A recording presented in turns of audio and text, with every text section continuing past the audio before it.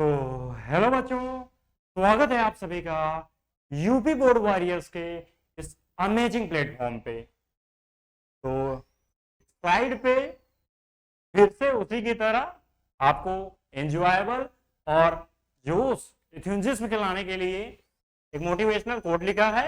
अपन पहले इसको बेजान से लगा के पढ़ेंगे और उसके बाद चैप्टर को शुरू करेंगे, जैसा कि अपना चैप्टर चल रहा है फिजिक्स का, क्लास 10th का।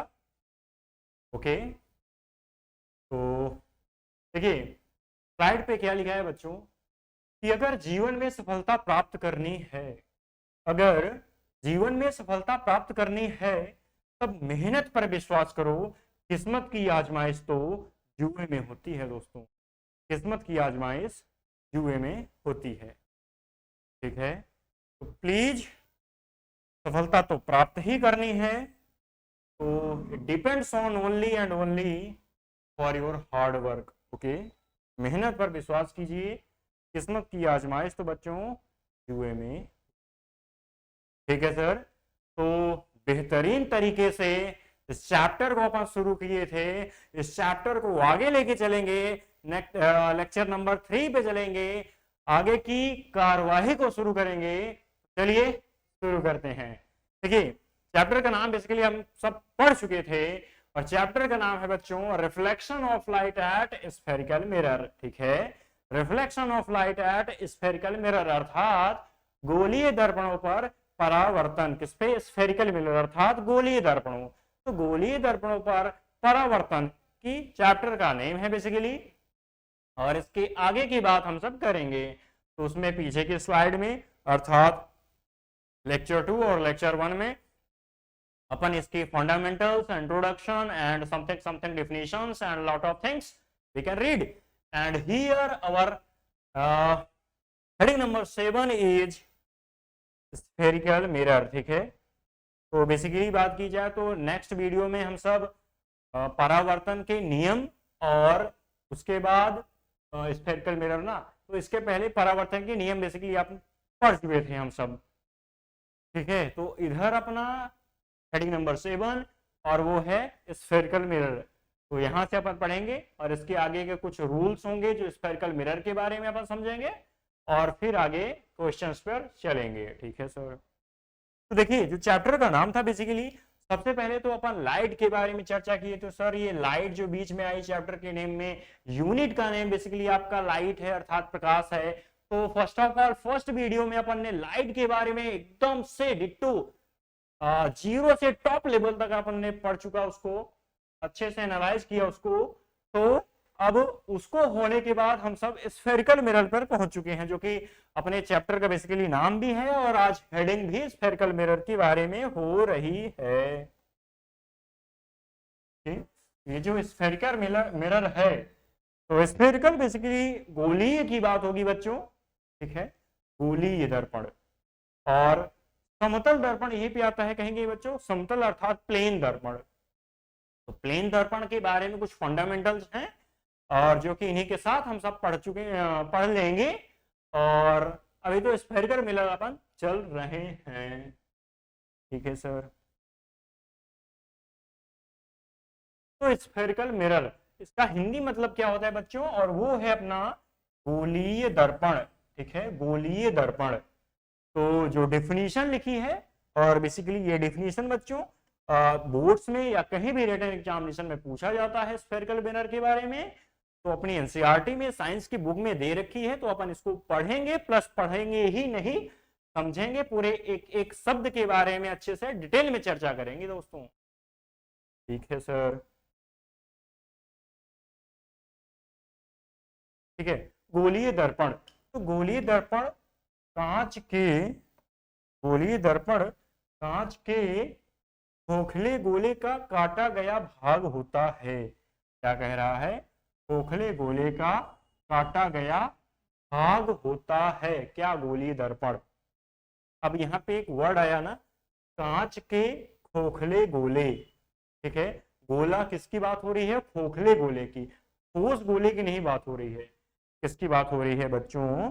बात हो रही है खोखले गोले की। तो अपन 3D में एक डायग्राम लेंगे और उसके थ्रू समझेंगे कि यहाँ पे क्या कहना चाह रहा है बच्चों। तो हाँ, ये मैंने डायग्राम ले लिया। खोखले गोले की बात हो रही है।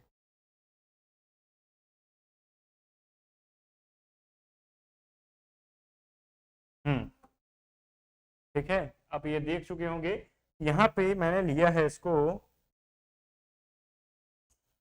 कांच के खोखले गोले। एक गोला मैंने ऐसे ले रखा है और यहाँ भी।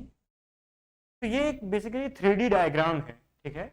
3D डायग्राम है और इसमें आपको गोले के बारे में बताया गया है। और गोले में ये हमको लेना कौन सा है गोला बच्चों? हमको गोला लेना है खोखला, ना कि वो ठोस होना चाहिए।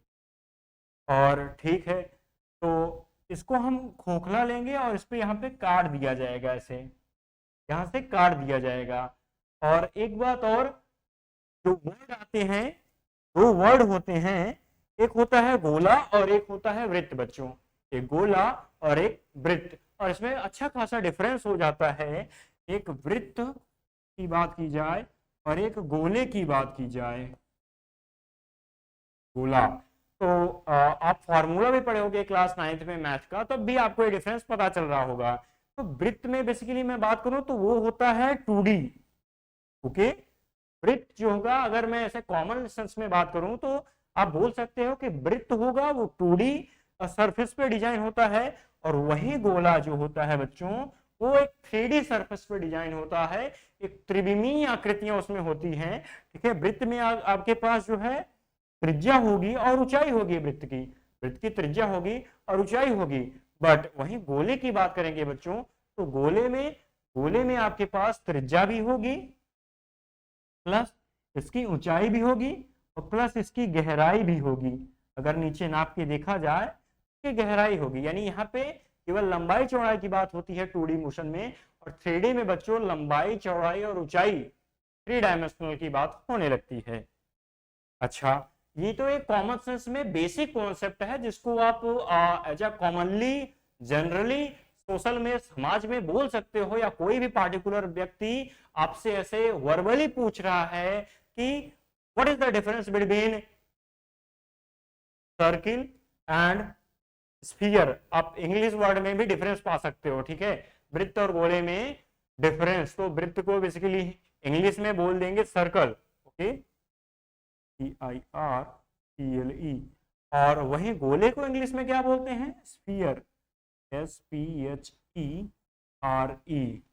तो ये भी एक डिफरेंस हो जाता है। और अगर आप फॉर्मूले तक जाओगे तो वृत्त का क्षेत्रफल आपने पढ़ रखा होगा, वृत्त का क्षेत्रफल πr²। बट अगर स्फीयर अर्थात गोले के क्षेत्रफल की बात की जाए तो वो बच्चों 4πr² हो जाता है, ठीक है। ये हो जाएगा πr² वृत्त का क्षेत्रफल, और वही गोले का क्षेत्रफल हो जाता है 4πr², है 4πr²। तो गोले का क्षेत्रफल। तो ये बेसिक कॉन्सेप्ट जो कि मैं भी था उस टाइम, तो टीचर नहीं समझा पाते थे मेरे स्टडी टाइम पे, तो अच्छा खासा कॉन्सेप्ट और कंफ्यूजन भी बेसिकली इसका बन जाता है बच्चों के पास। तो आप ये कंफ्यूजन नहीं रखोगे बच्चों, ठीक है। तो आप यहाँ पे समझ चुके होंगे, क्योंकि आपके डेफिनेशन में बोल दिया है कि यहाँ पे खोखले गोले की बात हो रही है, ना कि वृत्त की, सर्कल की, ठीक है सर। तो गोले का काटा गया भाग होता है, काटा गया भाग, मतलब समझ रहे हो आप? ये पहले तो ये बताओ कि कांच को काटा किससे जाता है? कांच को काटा किससे जाता है? इसका औजार क्या है कांच को काटने के लिए? कमेंट बॉक्स में भर दीजिए। तो अब जैसे ये गोला है, इस गोले को बच्चे हमको काटना है, क्योंकि जो आपका गोलीय दर्पण होता है वो गोले का काटा गया भाग होता है। चाहे जैसे आप काटोगे, बेसिकली इसको डायमंड से काटा जाएगा, तो इसको जैसे ये देखिए बीच में, बीच से काट दिया जाएगा, यहीं से काट लिया जाएगा और काट के एक कटोरी नुमा आकृति बन जाएगी, और इसी को कलई वगैरह करके यूज किया जाएगा, वो हम आगे पढ़ेंगे। तो आप यहाँ पे ये लाइन समझ चुके होंगे कि गोली दर्पण कांच के खोखले गोले का काटा गया भाग होता है, और गोला क्या है, वृत्त क्या है, सब बेसिक कॉन्सेप्ट आपको पता चल गया होगा। I hope you are getting my point. इसके एक तल पर अब आगे की बात देखिए, किसमें? हाँ, गोले के लिए। इसके एक तल पर कलई अथवा लाल ऑक्साइड का पेंट होता है। किसके? दर्पण के। गोली दर्पण जो होता है अपना, जैसे ये अपने दर्पण काट लिया, मान लीजिए ये दर्पण है और इस दर्पण को हमने काट लिया। काटने के बाद क्या होगा, इस गोली दर्पण को काटने के बाद इस पे इसके एक तल पर, ठीक है, इसके एक तल पर, इसके एक तल पर कलई अथवा लाल ऑक्साइड का पेंट होता है। अब जैसे गोला काटा जाएगा, मान लीजिए ऐसे कटा, तो ये एक सरफेस ये होगा ऊपरी सरफेस, और एक सरफेस ये होगा। तो इन जो दो सरफेस हैं, इसके एक सरफेस पे इधर कलर कर दिया जाए या इस टाइप कलर कर दिया जाए, तो यहां जो दोनों तरफ जो है कलई, उसको क्या बोलेंगे? उसको बोलेंगे कलई। और कलई में क्या होता है बच्चों? लाल ऑक्साइड का पेंट लगा देते हैं। तो जैसे मान लीजिए कि ये स्फीयर का एक आधा भाग काटा गया और इसके ऊपर यहां पर कलई लगा दी गई, अर्थात यहां पर कर दिया गया इसको लाल ऑक्साइड का पेंट। और साइंस की भाषा में, एक साइंटिफिक वे में बच्चों, इसको इस प्रकार से एरोनुमा उसके एक तल पर दिखाएंगे, क्योंकि हम इस बोर्ड पे, इस डिजिटल बोर्ड पे, सरफेस पे 2D की बात कर सकते हैं, 3D जैसा डायमेंशनल तो है नहीं अपने पास, तो इसको इस तरह से दिखाएंगे। बेसिक कॉन्सेप्ट आप याद रखिएगा। सर, तो क्या होता है बच्चों, एक तल पर कलई अथवा लाल ऑक्साइड का पेंट होता है और दूसरा तल परावर्तक होता है। ठीक है, मान लीजिए कि ये सरफेस है, अगर बाहर जो है कलई कर दी जाए तो इसका जो अंदर वाला सरफेस होगा, यहां वाला, अब इसमें तो परावर्तन होगा, क्योंकि इस तरफ तो कलई थोड़ी ना की गई है, इसके दूसरी तरफ कलई की गई है। और सेम यही कंडीशन फॉलो होती है आपके समतल दर्पण पर, जिसको आप सुबह नहाने के बाद देखते हो। ठीक है, समतल दर्पण में भी यही होता है। उसमें जो ये गोली से काटा गया भाग होता है, गोली नुमा संरचना होती है, इसीलिए इसको गोली दर्पण बोलते हैं। और समतल दर्पण एक प्लेन सरफेस होगा, और प्लेन सरफेस में से एक पार्टिकुलर कुछ सेंटीमीटर, कुछ मीटर स्क्वायर के क्षेत्रफल को काट लिया जाएगा और उसको आप यूज करते हो घरों में।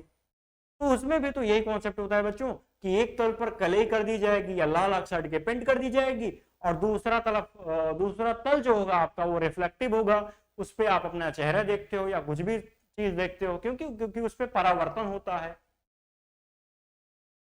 उस पे परावर्तन होता है। तो वही बात यहां भी कह रहा है कि दूसरा तल जो होता है वो परावर्तक होता है, और दूसरे तल को क्या बोल सकते हो अपन? परावर्तक तल बोल सकते हैं। कौन सा तल बच्चों? एक तरफ तो कलई नुमा तल है और दूसरा तल जो है वो परावर्तक तल कहलाता है। कौन सा तल? परावर्तक तल बच्चों कहलाएगा। ओके सर, तो ये फर्स्ट स्लाइड की सब चीज, पूरा वर्ड आपको समझ में आया होगा ना बच्चों? ये अपनी स्फेरिकल मिरर की बात होती है। अब इसके बाद चलते हैं बच्चों आगे। स्फेरिकल मिरर, गोली दर्पण को हमने समझा।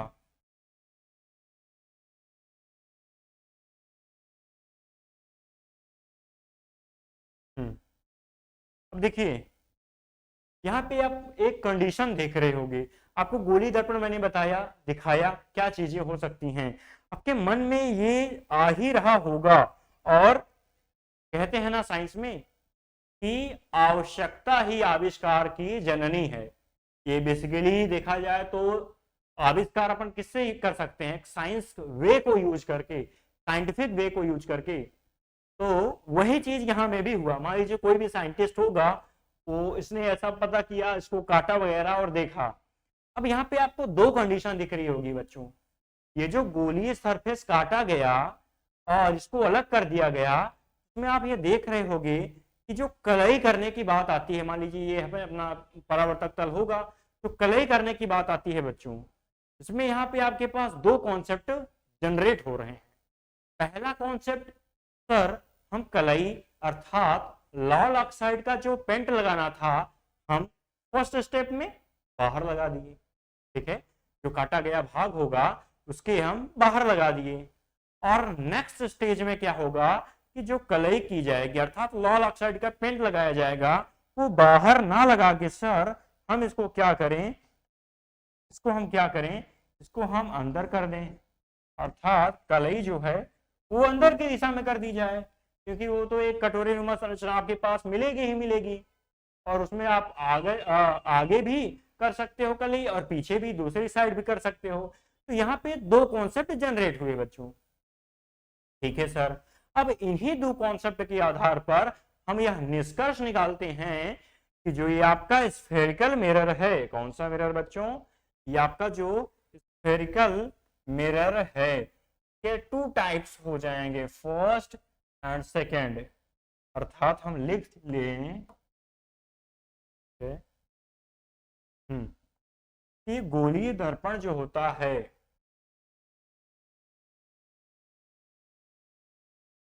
गोलीय दर्पण जो अपना होता है यह दो प्रकार का होता है। गोलीय दर्पण दो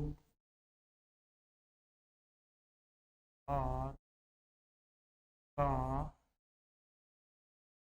होता है। ये बच्चों, गोलीय दर्पण कितने प्रकार का होता है, दो प्रकार का होता है।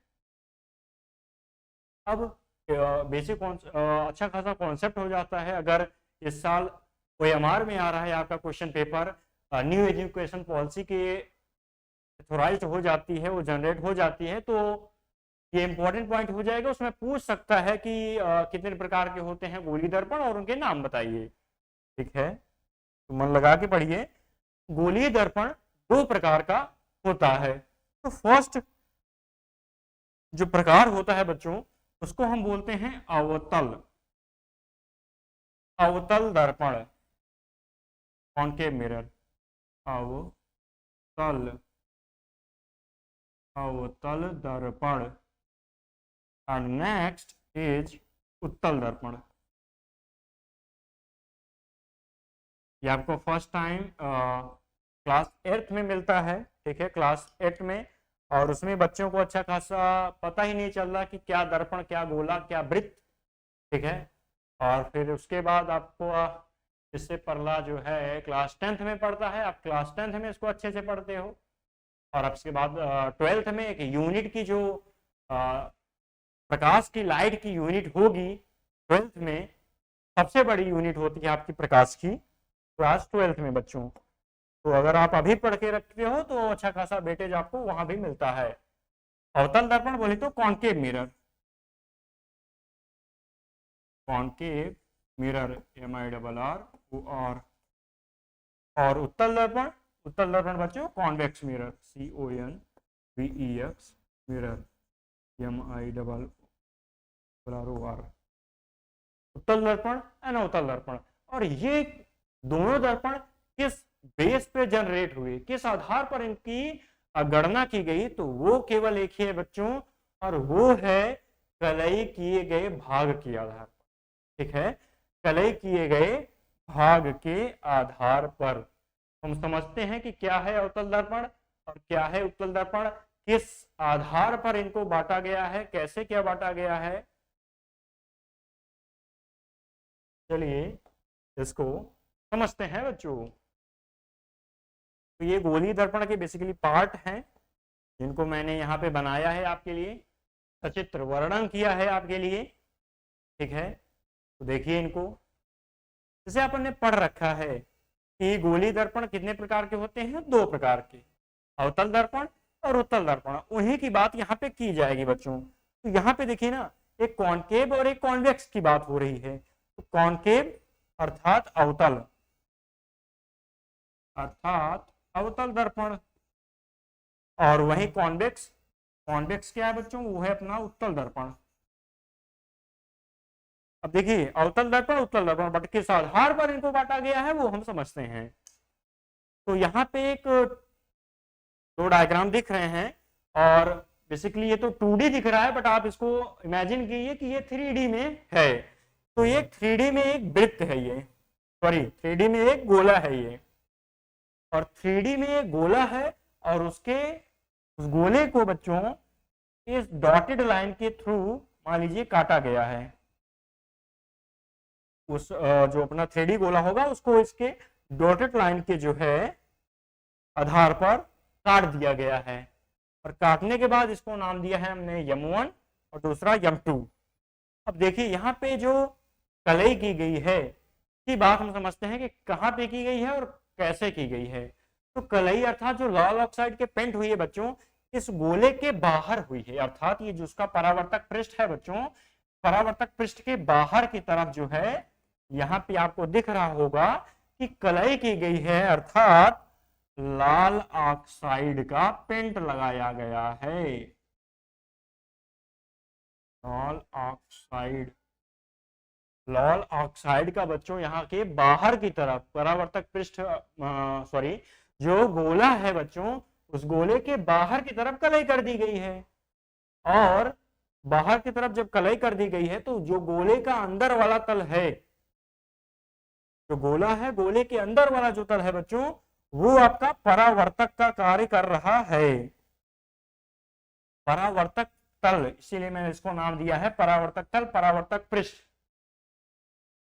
और इस आधार पर इसको नाम दिया गया है बच्चों कॉनकेव मिरर अर्थात अवतल दर्पण। बेसिक कॉन्सेप्ट आप समझ सकते हो, इससे आप अपनी डेफिनेशन निकाल सकते हो बच्चों, क्योंकि कॉन्सेप्ट आपको पता चल गया है। और डेफिनेशन ये होनी चाहिए बच्चों कि ऐसा दर्पण, ठीक है, ऐसा दर्पण जिस दर्पण के बाहरी पृष्ठ पर कलई की गई हो और अंदर का पृष्ठ परावर्तक तल हो, परावर्तक पृष्ठ हो, वो जो है अवतल दर्पण कहलाता है। ठीक है, क्योंकि यहाँ पे बाहर की तरफ कलई की गई है। और अपन ये समझते हैं, ये समझ लेंगे तो इनके बीच में डिफरेंस आपको अच्छे से समझ में आ जाएगा। तो नेक्स्ट चित्र है अपना दूसरा चित्र जो बच्चों है, उसमें आप देखिए, इसमें भी बच्चों ये इमेजिन कीजिए ये गोला है, 3D गोला है, और 3D गोले को इस डॉटेड लाइन के थ्रू काटा गया है। मान लीजिए आप इस 3D गोले को इस डॉटेड लाइन के थ्रू काटा गया है, और काटने के बाद यहाँ पे देखिए जो कलई वाला पार्ट है, वो कलई बच्चों अंदर की दिशा में की गई है, अर्थात जो गोला काटा गया है, जिसे ये काटा गया है, तो यहाँ पे इस पृष्ठ पे यहाँ पे जो है कलई की गई है, अर्थात यहाँ पे जो है लाल लाल ऑक्साइड का पेंट लगा है। लाल ऑक्साइड का पेंट बच्चों इसके अंदर लगा हुआ है, और वहीं बाहरी पृष्ठ पर जो गोले है, गोले के बाहरी पृष्ठ जो है आपका वो परावर्तक तल है, अर्थात रिफ्लेक्टिव प्लेन है, यहां से परावर्तन हो रहा है। तो इस प्रकार का जो मिरर बना, इस काटे गए मिरर से जो बना, उसको हमने बोला उत्तल दर्पण। तो आप डिफिनीशन बेसिकली बना सकते हो कि ऐसा दर्पण जिसमें बाहर की तरफ कलई और अंदर की तरफ परावर्तन हो, अवतल दर्पण। और ऐसा दर्पण जिसमें अंदर की तरफ कलई, अंदर की तरफ कलई और बाहर की तरफ परावर्तन हो, परावर्तक पृष्ठ अपना बाहर हो गोले के, उत्तल दर्पण कहलाता है। ठीक है, एनालाइज कीजिए चित्र, फिर आगे चलते हैं बच्चों।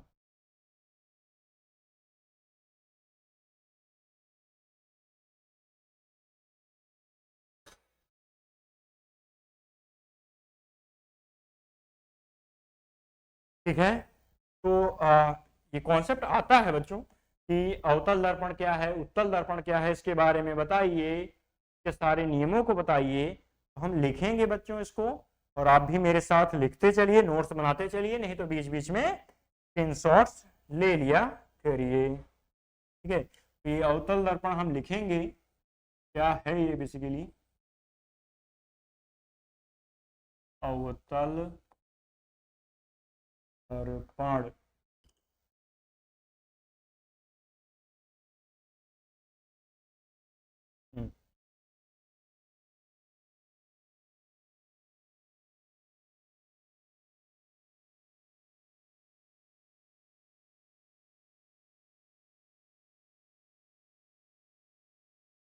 अवतल दर्पण।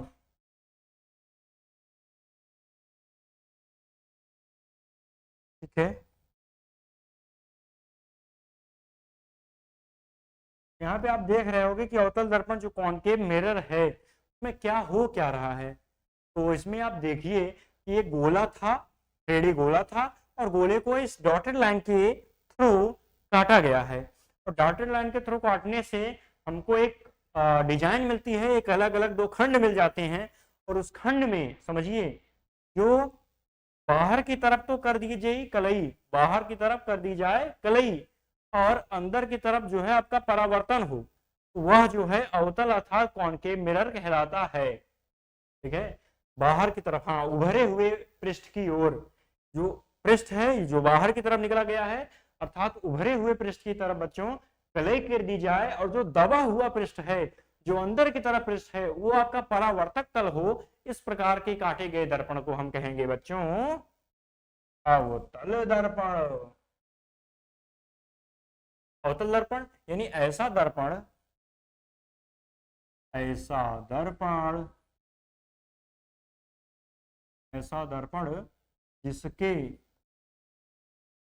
उभरे हुए पृष्ठ पर के उभरे हुए सॉरी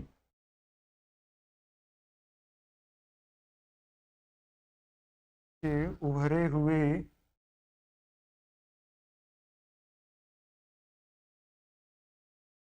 पृष्ठ पर कलई कर दी जाए, जिसके उभरे हुए पृष्ठ पर कलई अर्थात लाल ऑक्साइड का पेंट लगा दिया जाए, पृष्ठ पर कलई कर दी जाए, के उभरे हुए पृष्ठ पर कलई कर दी जाए, तथा दबे हुए पृष्ठ पर, तथा दबा हुआ जो पृष्ठ है आपका, दबा हुआ पृष्ठ परावर्तक पृष्ठ हो,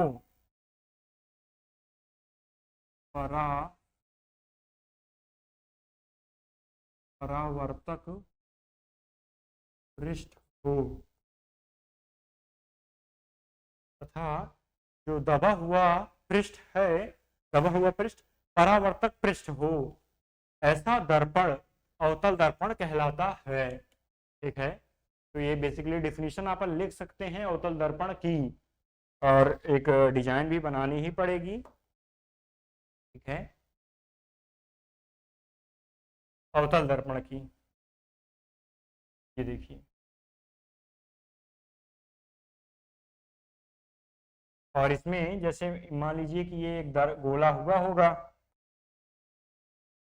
एक गोला होगा और उस गोले को काटा गया है, उस गोले को काटने पर हमारे पास ये सरफेस मिला।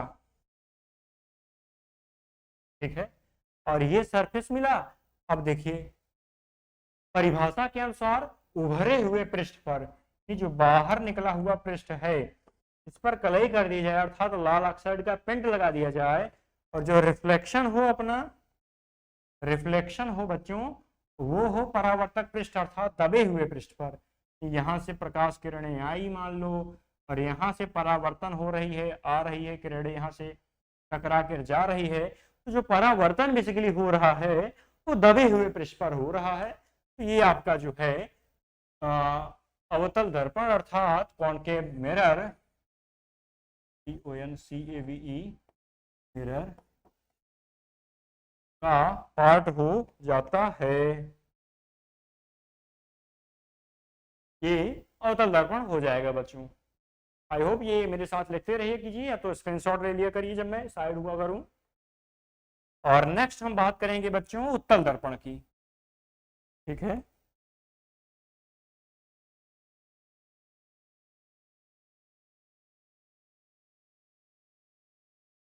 उत्तल दर्पण,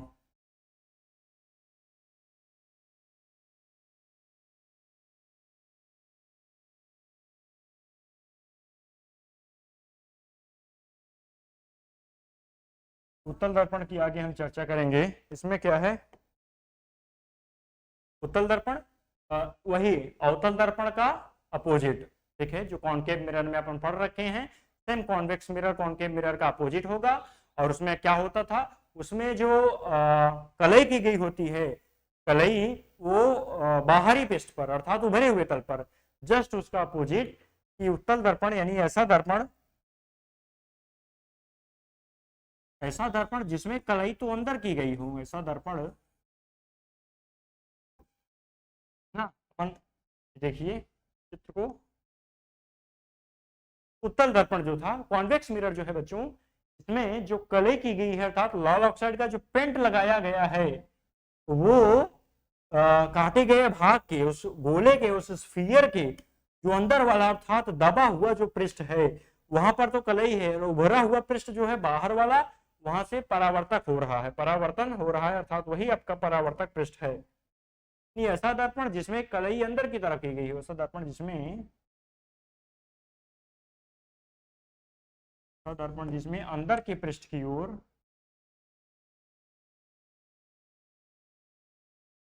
अंदर के पृष्ठ की ओर, अंदर के पृष्ठ पर कलई कर दी जाए,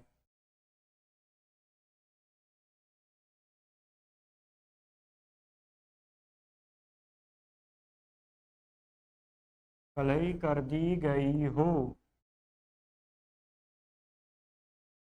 ऐसा पृष्ठ जिसके अंदर के पृष्ठ की ओर कलई कर दी गई हो तथा जिसका बाहरी पृष्ठ परावर्तक पृष्ठ हो,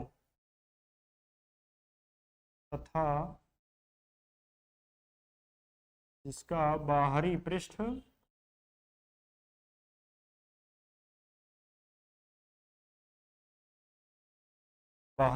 परावर्तक पृष्ठ हो,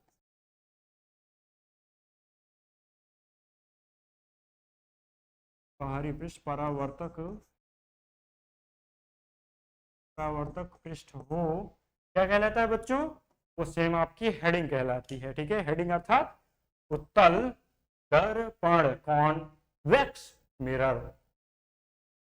ये बेसिकली डिफिनेशन हो जाती है, और 10th के बच्चों के लिए आपको बोर्ड में एग्जैक्ट रिटन टू रिटन 3 से 4 नंबर का क्वेश्चन डायरेक्ट पूछ लिया जाएगा कि how many types of sphere, अर्थात गोली दर्पण के कितने प्रकार के होते हैं, और उनके प्रकार बताइए, नाम बताइए, उनकी परिभाषा उल्लेख सब कुछ कीजिए। तो ये डायरेक्ट एग्जाम में हिट करेगा बच्चों,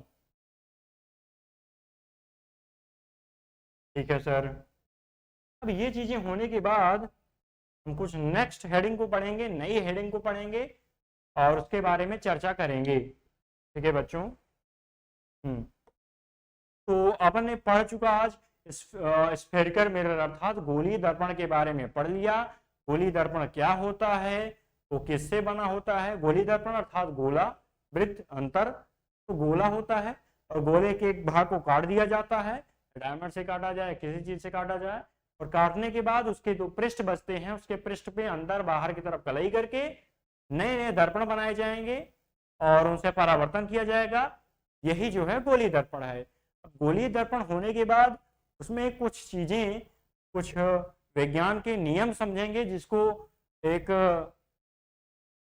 अथोराइज्ड मान लिया गया है कि हाँ ये चीजें यहाँ पर हैं, इनको ऐसा ऐसा नाम दे दिया रखा है, तो उसके बारे में हम सब समझेंगे। तो ये बेसिकली आपने समझा था कि कॉन्वेक्स मिरर क्या है, कॉनकेव मिरर क्या है, अंदर बाहर की तरफ जो है परावर्तक करके। अब इसमें नई बात जो आएगी बच्चों, वो होगी कुछ 2-3 पॉइंट हैं, उनको समझेंगे हम, ठीक है।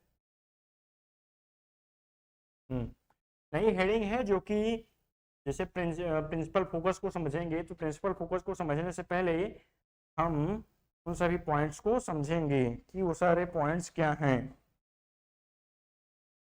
चलिए मैं एक गोला लेता हूँ, उसमें मैं आप सभी को समझाऊंगा।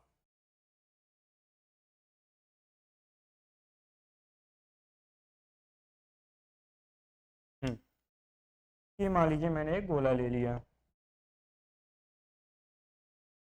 मैंने एक लाइन खींच दी,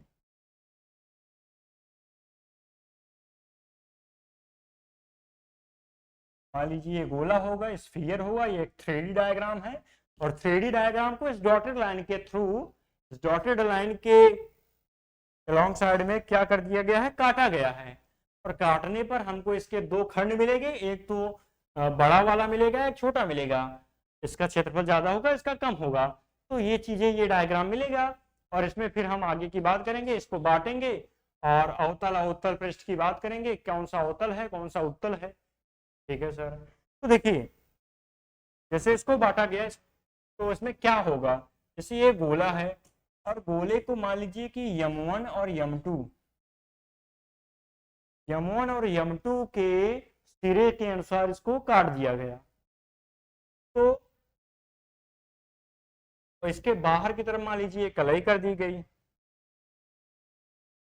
बाहर की तरफ कलई करने पर हमको ये क्या सा दर्पण मिलेगा बच्चों, क्योंकि इसमें बाहर की तरफ कलई की गई है, इसका परावर्तक पृष्ठ जो है बच्चों वो अंदर की तरफ है, इसीलिए ये हमको अवतल दर्पण ये मान लीजिए ये कहलाएगा। अवतल दर्पण मैंने एक बनाया। अब इसमें ऐसो डिफिनीशंस जो आगे पढ़ेंगे, गोलीय दर्पणों की कुछ डिफिनीशंस हैं, कुछ फंडामेंटल पॉइंट्स हैं, उन पॉइंट को मैं इसी डायग्राम पे आपको सभी को समझाऊंगा।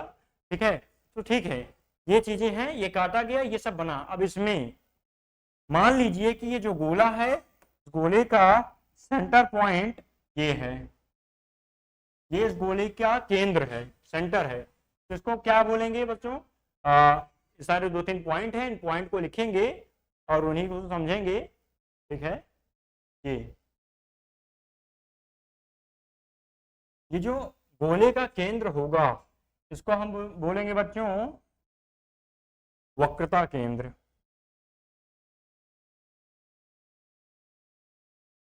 वक्रता केंद्र बोलते हैं। ठीक है सर। हाँ, तो ये जो गोला होगा, जो गोले का केंद्र है बच्चों, उस केंद्र को हम साइंस की भाषा में जब हम गोलीय दर्पण पढ़ रहे हैं, मिरर अर्थात रिफ्लेक्शन का चैप्टर पढ़ रहे हैं, तब हम इस केंद्र को केंद्र ना बोलकर वक्रता केंद्र बोलेंगे। ठीक है सर।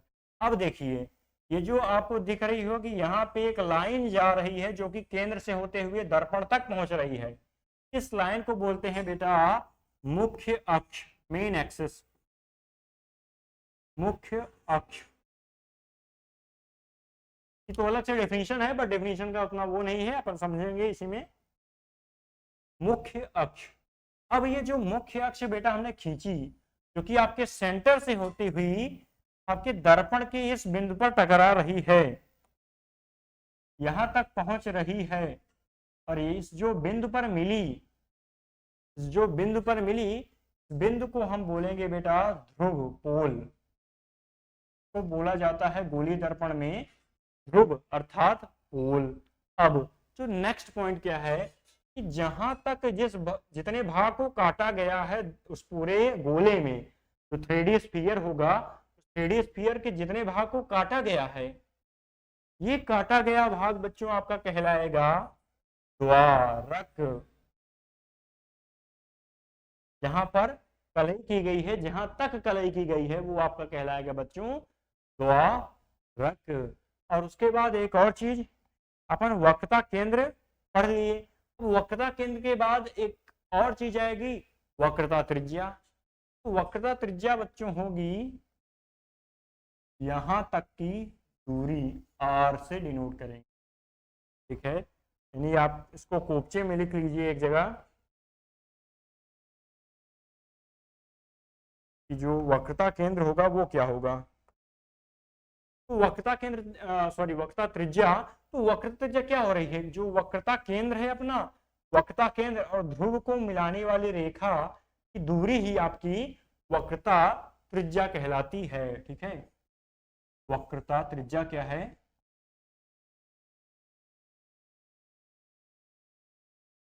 देखिएगा बच्चों, वक्रता त्रिज्या अर्थात जो स्फीयर है, स्फीयर पे वक्रता केंद्र और ध्रुव को मिलाने वाली रेखा, वक्रता केंद्र,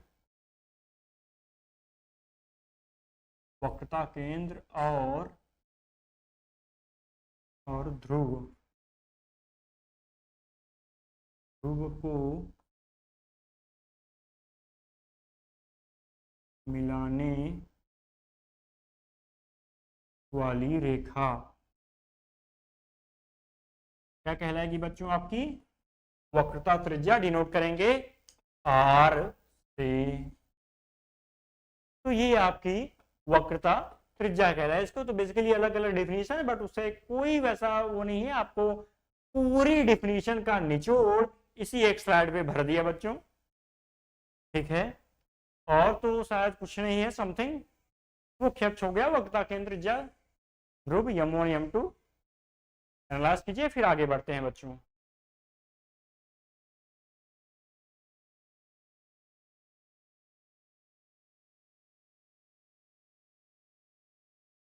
ओके, तो बस यही इतनी सारी डेफिनेशन है और इन्हीं सब के बारे में आपको अच्छे से समझ लेना है। ध्रुव क्या होगा? ध्रुव होगा बच्चों कि जिस बिंदु पर जो ये मुख्य अक्ष आके मिल रहा है, दर्पण के जिस बिंदु पर आपका मुख्य अक्ष आकर मिलेगा वही आपका ध्रुव कहलाएगा।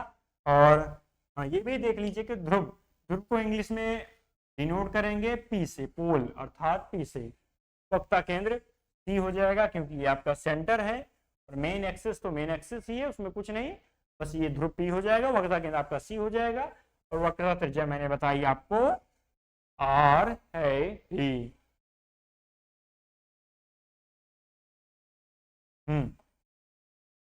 सब कुछ खत्म होने के बाद ये जो स्लाइड का जो बेस्ट और इंपॉर्टेंट चीज आती है इस वीडियो का ये जो पार्ट है, ये आपको बहुत ही बेहतरीन तरीके से देखना होगा बच्चों।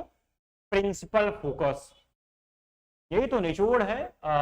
देखा जाए इस वीडियो का जो इंपॉर्टेंट पॉइंट होके निकलेगा वो यहाँ पे निकलेगा बच्चों, प्रिंसिपल फोकस अर्थात मुख्य फोकस। मुख्य फोकस, तो मेन फोकस है वो यहीं पे करना है, इसीलिए इसका नाम भी है मेन फोकस बच्चों। तो डेफिनेशन हम पढ़ते हैं कि क्या पहले डेफिनेशन कर रही है, उसके बाद हम आगे चलेंगे सर। तो जो मेन प्रिंसिपल फोकस की जो डेफिनेशन है वो कह रही है बच्चों, प्रिंसिपल फोकस अर्थात मुख्य फोकस की दर्पण के मुख्य अक्ष के समांतर आने वाली, दर्पण के मुख्य अक्ष के समांतर आने वाली प्रकाश की किरण दर्पण से परावर्तन के पश्चात मुख्य फोकस के जिस बिंदु पर वास्तव में मिलती हैं या मिलती हुई प्रतीत होती हैं, वही जो है बच्चों आपकी हेडिंग अर्थात प्रिंसिपल फोकस अर्थात मुख्य फोकस कहलाती है। तो ये तो बेसिकली थ्योरी है, थ्योरी नहीं, हम इसके डायग्राम को एक एक वर्ड को समझेंगे बच्चों। तो सबसे पहले हम एक डायग्राम जो कि बना होगा उसको देखते हैं, फिर आगे चलेंगे।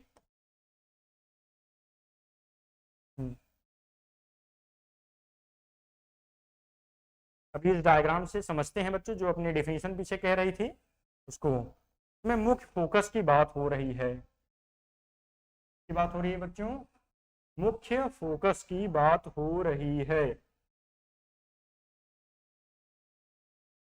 प्रिंसिपल फोकस कहाँ गया भाई? हाँ मिल जा, ये है कि दर्पण के मुख्य अक्ष के समांतर आने वाली प्रकाश की किरणें, मान लीजिए ये आपका दर्पण होगा, ये आपका दर्पण है,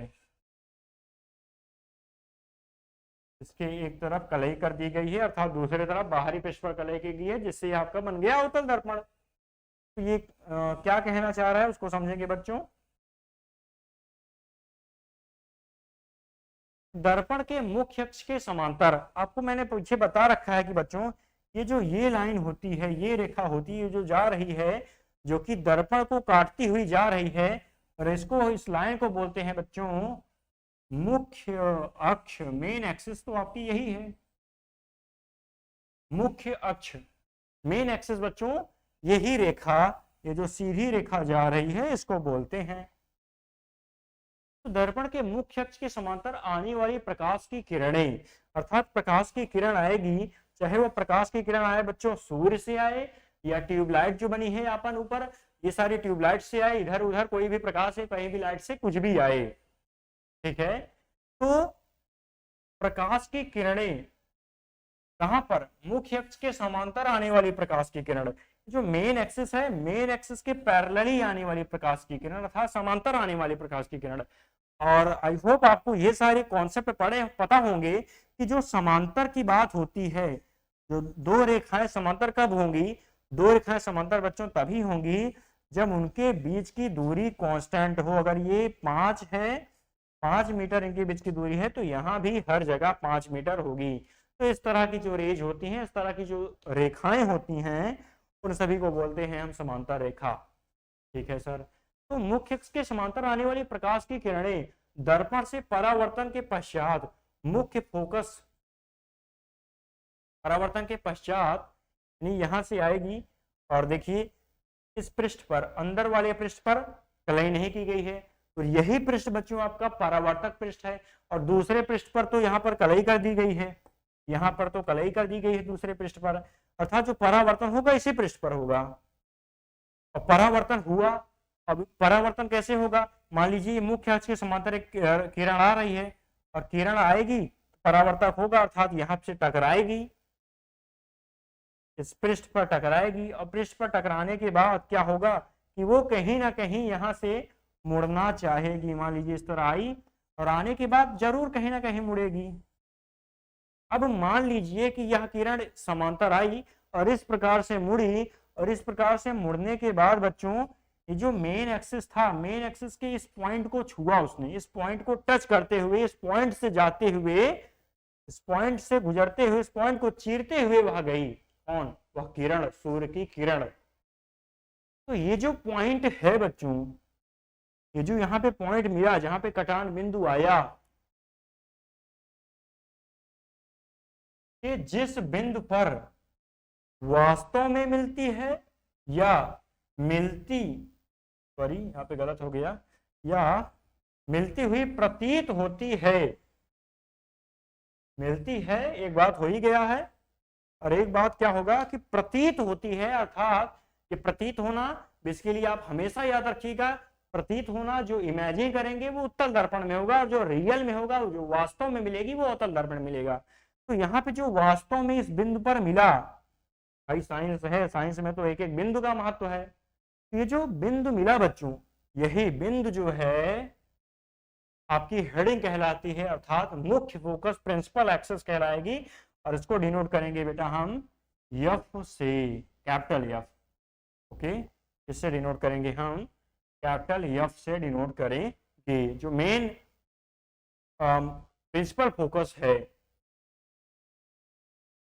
ठीक है, तो यहाँ पे दो कॉन्सेप्ट बहुत जरूरी है बच्चों। पहला कॉन्सेप्ट ये, पहला कॉन्सेप्ट तो ये बच्चों कि जो आवाज आ रही है, ड्रिल हो रहा है थोड़ा, जो प्रकाश की किरण आ रही है उसको हम हमेशा मुख्य अक्ष के समांतर ही लेके आएंगे।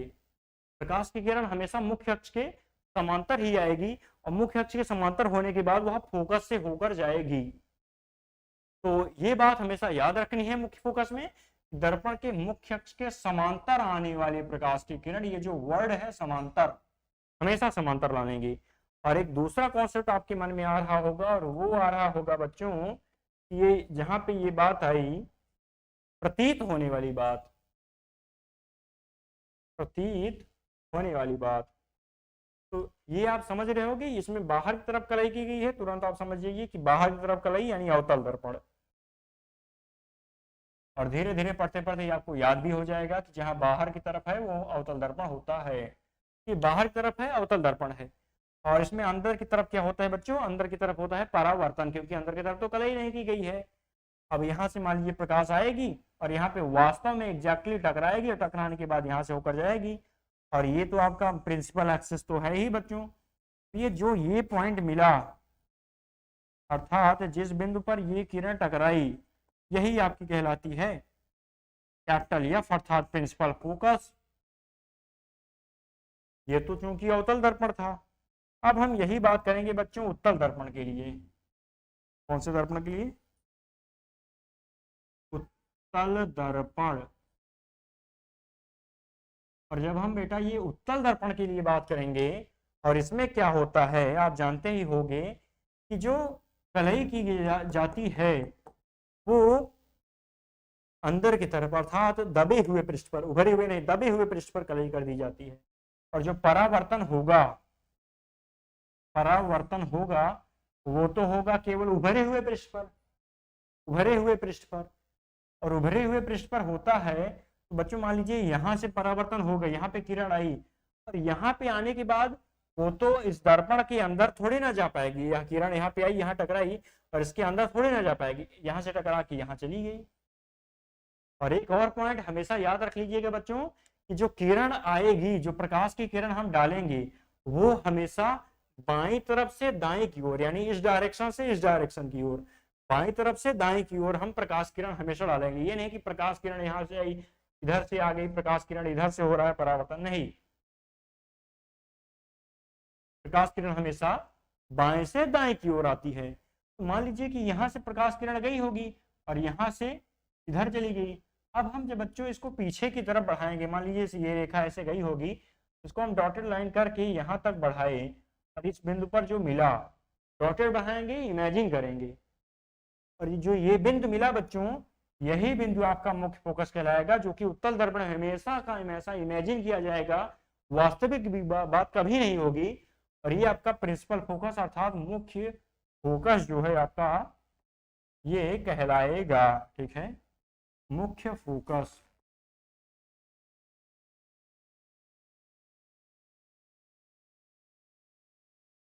मुख्य फोकस